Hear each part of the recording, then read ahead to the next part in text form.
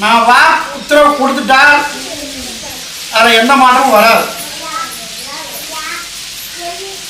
அதே போல் இந்த ஏற்கனவே இந்த கொரோனா வந்தப்போ கொரோனான்னு சொல்ல கிடையாது, மர்ம காய்ச்சல் ஒன்று வரும், உயிர் சேதம் அதிகம் ஆகும் நான் சொன்னேன்.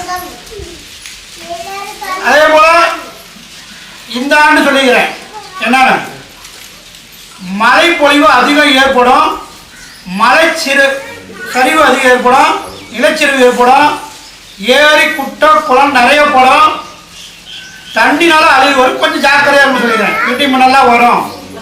குழந்தைங்களுக்கு காற்று கொஞ்சம், அதாவது மாற்று நோய் சொன்னவங்களுக்கு குழந்தைங்களுக்கு கொஞ்சம் பாதிக்கப்படும். குழந்தைங்க கொஞ்சம் ஜாக்கிரதையாக பார்த்துக்கணும். அதே போல் விமான விபத்து நடக்கும் அப்படின்னா ரயில் விபத்து நடக்கும்.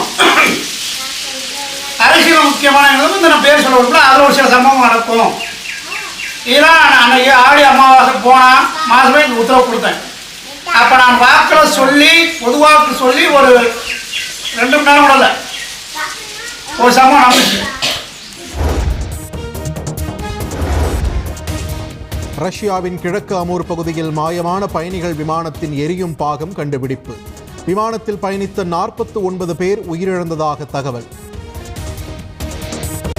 அப்போ சமாதானம் கேட்டாங்க, சாமி நீங்கள் இப்போதான் வாக்கில் சொன்னீங்க, அதுவும் சம்பாதிக்கணும், அது நம்ம இல்லப்பா, அவர் என்ன உத்தரவு கருப்பு என்ன கொடுக்குறோ அதுதான் உத்தரவு அப்படின்றது.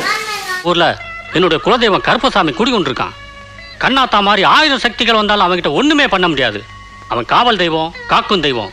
அவனை நம்பி சரணடைஞ்சவங்களை அவன் காப்பாத்தாம விட்டதா சரித்திரமே கிடையாது. நீ அங்க போய் முறையிடுதாயி.